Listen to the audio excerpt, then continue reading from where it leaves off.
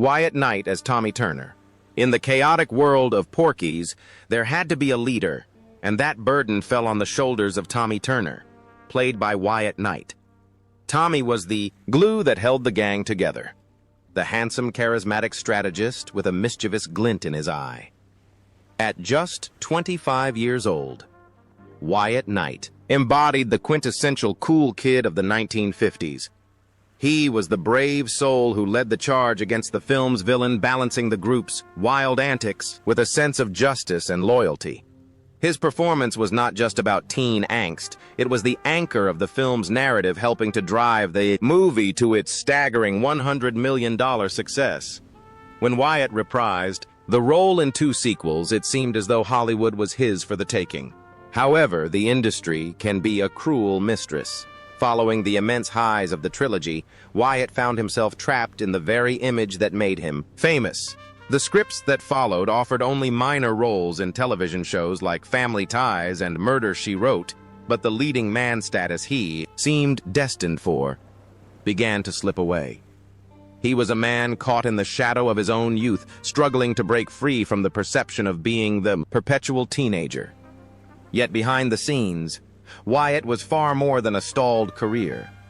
He was a devoted husband to Harriet Bernholtz, a woman who stood by him as the spotlight dimmed. Together they raised 2 children, building a domestic life that offered a sanctuary away from the rejection of auditions. Wyatt was a man of deep privacy, often masking his pain with the same charming smile he gave Tommy Turner. In his later years, life handed him a challenge far greater than a stalled career, a diagnosis of non-Hodgkin's lymphoma. The treatment was grueling, a physical and emotional siege that he endured largely in silence. He fought to maintain his dignity and his spirit, relying on the love of his family. For those looking in, he was still the vibrant leader of the pack, a man pressing forward despite the odds. However, the journey filled with such promise came to a heartbreaking and abrupt halt. On October 26, 2011, Wyatt Knight passed away at the age of 56. In a final tragic act to escape the unbearable pain of his illness, he took his own life. His death sent shockwaves through the community of fans who remembered him as the invincible Tommy Turner. Wyatt's legacy remains complex, a mixture of cinematic immortality and the silent human suffering that often goes unseen. He left behind a family who adored him and a screen presence that will remain forever young. Kim Cattrall as Lynn Lassie Honeywell. If there is one scene from Porky's that is etched into the collective memory of pop culture, it is the moment in the boys' locker room involving the beautiful gymnast Lynn Lassie Honeywell, played by the stunning Kim Cattrall. Lassie was more than just the object of desire, she was a comedic force, her howl of surprise becoming one of the decade's most iconic soundbites, born in Liverpool and raised between England and Canada. Kim was 25 when she took the role. While many of her co-stars would find themselves tethered to the franchise, Kim used it as a springboard, possessing a tenacity and talent that refused to be categorized solely by her looks. Her journey after Porky's is perhaps the most dazzling of the entire cast. She transformed from a teen comedy actress into a global superstar, most notably redefining female sexuality and independence as the fierce Samantha Jones in Sex and the City. This role earned her a Golden Globe and multiple Emmy nominations, cementing her status as a modern legend. She proved she could be vulnerable, powerful, and hilarious all at once. Yet the road to this summit was paved with personal sacrifices. Behind the glamour of red carpets and designer clothes lay a woman searching for genuine connection. Kim navigated 3 marriages, to Larry Davis, Andre J. Lyson, and Mark Levinson, all of which ended in divorce. The public nature of her split with Levinson in 2004 was particularly bruising, leaving emotional scars she has openly discussed. Kim also faced the unique isolation that comes with immense fame. She chose not to have children, a decision she has spoken about with both empowerment and a tinge of wistful reflection on the mothering roles she took on in other ways. The widely publicized feuds on the set of Sex and the City further isolated her, painting a picture of a woman who had to fight fiercely to protect her space and her worth in a cutthroat industry. Despite the noise of the tabloids, Kim remained a figure of resilience, turning her experiences into advocacy for women, particularly regarding aging in Hollywood. Today, in 2025, at the age of 69, Kim Cattrall is still writing her story. She has stepped away from the franchises that no longer serve her spirit and continues to work on her own terms, radiating a sophisticated beauty and wisdom. While her character Lassie was defined by a moment of embarrassment, the real Kim Cattrall is defined by dignity and endurance. She remains a living testament to the idea that a woman can reinvent herself 1,000 times over, even if the path is walked largely alone. Dan Monaghan as Edward Pee Wee Morris. Every teen comedy needs a heart, and in Porky's that heart beat nervously in the chest of Edward Pee Wee Morris, portrayed by Dan Monaghan. Pee Wee was the embodiment of teenage desperation, diminutive, loud, and hopelessly obsessed with losing his virginity. Dan, 26 at the time, threw himself into the role with a fearlessness that made Pee Wee unforgettable. Whether he was being mocked for his stature or engaging in the film's most humiliating pranks, Dan made the audience root for the underdog. He was the lovable loser, the friend who always got the short end of the stick but never gave up. But as the laughter of the 1980s faded, Dan Monaghan found that the character of Pee Wee cast a long, unshakable shadow. He returned for the sequels, cementing his association with the role, but this loyalty came at a cost. Hollywood struggled to see him as anything other than the frantic teenager. He secured sporadic work in shows like The Love Boat and MacGyver, and films like From the Hip. But the momentum slowed. The phone rang less often. Industry that had capitalized on his comedic timing began to move on to the next generation of losers, leaving Dan to navigate the harsh reality of a typecast actor. Dan's journey became one of quiet adaptation. He eventually stepped away from the precarious life of a full-time actor, taking on regular jobs to make ends meet. A humbling transition for a man who once headlined a box office smash. Yet throughout this shift, Dan never became bitter. He embraced his legacy, becoming a beloved figure at fan conventions. He understood that for millions of people, he was a symbol of their own awkward youths. His life became a balance between the ordinary and the extraordinary. One day working a normal job and the next signing autographs for fans who still recited his lines. Now in his 70s, Dan Monaghan lives a life of modesty and peace, far removed from the flashing lights of premieres. He is a man who has made peace with his past. While he may not have achieved the sustained A-list stardom of some peers, his connection to the audience remains unbroken in the eyes of his fans. He is immortal, forever young, forever trying, and forever the soul of the gang. His story is a poignant reminder that sometimes the greatest success is simply finding contentment when the applause dies down. Roger Wilson as Mickey Jarvis. Roger Wilson, born in New Orleans, brought a distinct flavor to the Porky's ensemble as Mickey Jarvis. At 24, he played the group's practical joker with a short fuse, the guy who was always ready to throw a punch to defend his friends. Mickey wasn't just comic relief, he was the brawler with a heart of gold. The one who took the feud with Porky Wallace personally, Roger's performance was energetic and raw, capturing the restless energy of youth. With his rugged good looks and intensity, many predicted that Roger would transition easily into action roles or dramatic leads as he matured. However, Roger's career trajectory became a winding road of near misses and reinventions. He returned for the sequel, but subsequent roles in films like Thunder Alley did not ignite the stardom critics had anticipated. Hollywood is a place of brutal competition, and Roger found himself vying for space in an overcrowded market. Refusing to be defeated, he pivoted towards his other talents, exploring screenwriting and music. He was a man of artistic depth, constantly seeking an outlet for his creativity, even when the acting roles dried up. His personal life was as dramatic and intense as the characters he portrayed. Roger was once half of a power couple during his engagement to supermodel Christy Turlington, a relationship that placed him in the tabloids' glare.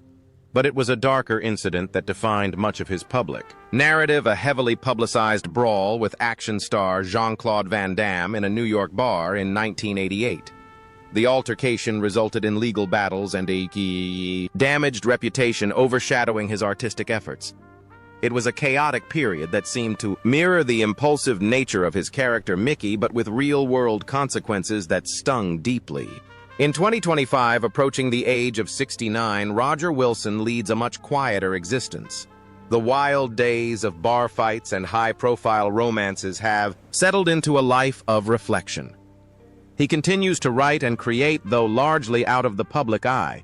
Roger's journey serves as a gritty, realistic chapter in the Porky's saga, a story of talent, volatility, and the hard lessons learned when life refuses to follow the script. He remains a survivor, bearing the scars of his journey with a quiet resilience. Cyril O'Reilly as Tim Cavanaugh. While Porky's is remembered for its raunchiness, the character of Tim Cavanaugh provided a glimpse of something darker and more complex, played by Cyril O'Reilly. Tim was the brooding member of the gang, a young man weighed down by a wealthy but abusive racist father, born in Los Angeles in 1958. Cyril brought a smoldering intensity to the role he wasn't just playing for. Laughs, he represented the rebellion against the rigid, prejudiced structures of the 1950s. His performance hinted at a depth and vulnerability that set him apart from the other screwballs in the cast. Cyril's career following the film was steady but challenging. With his sharp features and intense gaze, he was often pigeonholed into playing villains, soldiers, or delinquents in shows like Matlock Hunter and even a role in Airplane. He was a talented character actor who worked consistently, yet the leading man status that his charisma suggested remained elusive. As the years went on, Cyril faced the brutal economic realities of the acting profession. The gaps between roles grew longer, and the financial instability that plagues so many artists began to take its toll. He has spoken in later years about the mental and emotional strain of the industry, the constant rejection, and the difficulty of maintaining a stable life when your income is unpredictable. Despite these hardships, Cyril remained a beloved figure to the fans. At reunions, he is known for his humility, and his gratitude often surprised by how much his character resonated with audiences who felt like outsiders. He carries the air of a man who has weathered storms, battered but unbroken. In 2025, at the age of 67, Cyril O'Reilly leads a quiet life, occasionally engaging in independent projects. He may not have amassed a fortune, but he succeeded in creating a character with a soul. His journey is a testament to the endurance required to survive in Hollywood, standing as a reminder that behind every tough guy role is a human being navigating their own vulnerabilities. Eric Christmas as Mr. Carter. Finally, we turn to the figure of authority who had absolutely no control. The bumbling principal Mr. Carter, Eric Christmas. A British-born veteran of the stage and screen, was 65 when he donned the suit of the bewildered administrator. With a career dating back decades, Eric brought a delightful, classic comedic timing to the film. His Mr. Carter was perpetually confused, a man simply trying to get through the day without a scandal, yet constantly bombarded by the insanity of his students and staff. His bewildered facial expressions were a masterclass in physical comedy. Eric was a true journeyman actor with over 100 credits to his name, ranging from The Philadelphia Experiment to playing Uncle Charlie in Home Alone. He was the kind of actor whose face everyone recognized, even if they didn't know his name. He brought a touch of class and professionalism to every set he walked onto. No matter how silly the material, off-screen Eric was a man of great stability. He was married to his wife, Dame Donalda Carmichael, for over 40 years. A lifetime in show business terms. They built a life defined by mutual respect and a love for the arts.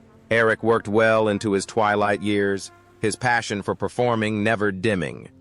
He was a link to a bygone era of acting, bringing a sense of history to his modern roles. However, time eventually claimed this gentle spirit. Eric Christmas passed away peacefully on July 22, 2000, at the age of 84. He lived a full, rich life, leaving behind a gallery of memorable characters. While he played the clueless principal on screen in life, he was a man who knew exactly who he was. A dedicated artist who spent a lifetime bringing smiles to strangers' faces. Boyd Gaines as Coach Roy Brackett. In a school overrun by hormonal teenagers and tyrannical gym teachers, Coach Roy Brackett was the oasis of sanity. Boyd Gaines, born in Atlanta, Georgia, brought a handsome, calm, and charming presence to the role of the sexually frustrated coach. At 28, Boyd played Brackett with a knowing smirk, acting as the bridge between the students and the chaotic adult world. His chemistry with Nancy Parsons Balbricker provided some of the film's funniest dynamic tension. While the role was comedic, Boyd's acting was precise and disciplined, hinting at a training that went far beyond teen sex comedies. Indeed, Boyd Gaines's career path diverged sharply from his Porky's co-stars. He didn't just stay in Hollywood, he conquered Broadway. Boyd became one of the most celebrated stage actors of his generation, winning an astounding 4 Tony Awards for his roles in the Heidi Chronicles' She Loves Me Contact and Gypsy. He proved to be a master of his craft, capable of immense dramatic range and musical talent, while Hollywood often relegated him to supporting roles in films like The Sure Thing. The theater world recognized him as a king. His personal life has been equally successful and grounded. Boyd has enjoyed a long, stable marriage to actress Kathleen McNenny, with whom he shares a daughter. Unlike the turbulent lives of some of his peers, Boyd managed to balance the demands of a high-level artistic career with a nurturing home life. He is often described as an intellectual and a gentleman deeply committed to the art of acting rather than the pursuit of celebrity. Now 71 years old, Boyd Gaines stands as the artistic titan of the Porky's alumni. He continues to work and is revered in the acting community. His life is a clear example of how a role in a lowbrow comedy can be just one step in a journey toward profound artistic excellence. Coach Brackett may have been his introduction to the masses, but his legacy is written in the lights of Broadway. Mark Harrier as Billy McCarty. Amidst the chaos of pranks and hormones in Porky's, there needed to be a voice of reason, and that voice belonged to Billy McCarty, played by Mark Harrier. Billy was the sensible, loyal best friend to Pee-wee, the guy who would drive the getaway car and come up with the plans but kept his head when everyone else was losing theirs. Born in Santa Barbara, Mark was 26 when he took on the role. His performance was grounded and natural, providing a necessary counterweight to the film's absurdity. He had the look of a classic American leading man, and his understated acting suggested a long career ahead. Like his castmates, Mark returned for the sequels, faithful to the franchise that launched him. But as the 1980s turned into the 90s, Mark found the transition from teen comedies to serious adult roles difficult. He appeared in Real Men and Tank, but the breakout role that would redefine him never materialized. The industry seemed to have a short memory. Rather than waiting by the phone, Mark took agency over his career in a different way. He turned his attention to the stage and the production side of the industry, finding that his love for storytelling wasn't limited to being in front of the camera.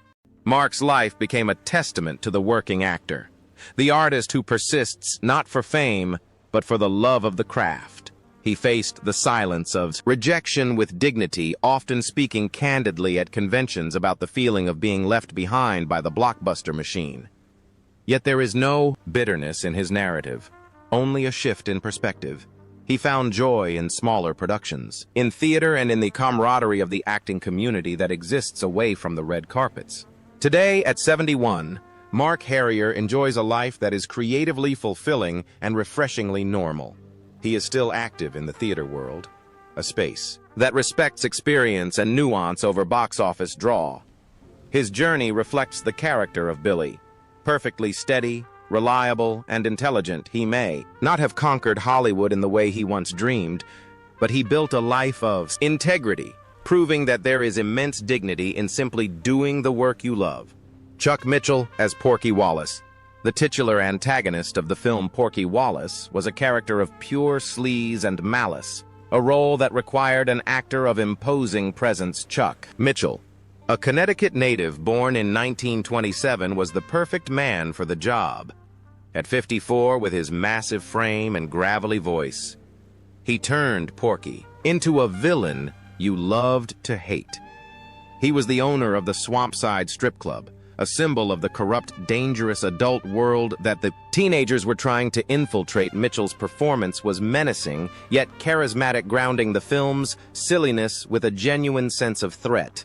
Chuck was a veteran entertainer long before Porky's known for his tough guy persona, which he carried into films like Better Off Dead and Fright Night. He had a unique niche in Hollywood: the heavy, the bartender, the intimidating stranger. Yet beneath the grimy exterior of his characters, Chuck was a performer at heart, known for his deep, booming voice and a surprising warmth off camera. He was a working actor in the truest sense, taking on roles that required presence and intimidation, often stealing scenes with barely a word. His career, however, was cut short just as he was enjoying cult recognition. Chuck lived life large, much like his characters, but his health began to decline rapidly in the early 90s. He continued to work as long as he could, driven by the performer's ethic that the show must go on. Sadly, the curtain fell on his distinctive career on June 22, 1992. Chuck Mitchell died of liver cirrhosis at the age of 64. Though he has been gone for over 3 decades, his portrayal of Porky Wallace ensures his immortality in cinema history. He remains the ultimate obstacle, the big bad wolf of the 80s teen comedy, remembered for the menace he brought to a swamp in Florida. Nancy Parsons as Beulah Ballbricker. In the pantheon of movie villains, few are as terrifyingly funny as Coach Beulah Ballbricker, brought to life by the brilliant Nancy Parsons. Ballbricker was the formidable whistleblowing antagonist who terrorized the boys of Angel Beach High. Nancy was 39 years old when she filmed Porky's, significantly older and more experienced than her co-stars. She threw herself into the role with zero vanity, creating a character that was physically imposing, loud, and utterly hilarious. Her scenes, particularly those involving the investigation of the peephole incident, remain comedy gold. She was the perfect foil, the authoritarian nightmare of every teenager. Despite her undeniable talent, Nancy's career was often confined by her physical appearance. Hollywood, in its superficiality, struggled to see past the Ballbricker persona. She worked steadily, appearing in Steel Magnolias and Ladybugs, but she was perpetually cast as the stern matron or the comedic heavy. Behind the tough exterior she projected on screen, Nancy was a woman of great sensitivity and resilience. She battled significant health issues for much of her later life, specifically struggling with diabetes. This chronic condition slowly chipped away at her vitality, making the physical demands of acting increasingly difficult. Her personal life was quiet and centered on her family. She was a devoted mother who raised a daughter, a child who would later speak of Nancy not as a screen monster, but as a loving, soft-hearted woman who worked tirelessly to provide. Nancy faced the dual challenges of a typecast career and a failing body with a brave face, never losing her passion for performance even as opportunities dwindled. She lived a life that balanced the noise of her comedy with the quiet struggles of her health. However, the laughter she gave the world could not save her from her physical battles. On January 5, 2001, Nancy Parsons passed away at the age of 58 due to heart failure and complications from diabetes. Her early departure left a void in the world of character actors. Nancy left behind a legacy of fearlessness. She was an actress who wasn't afraid to be unglamorous to get a laugh. To the world, she was the fearsome Ballbricker. But to those who knew her, she was a gentle soul who left us far too soon.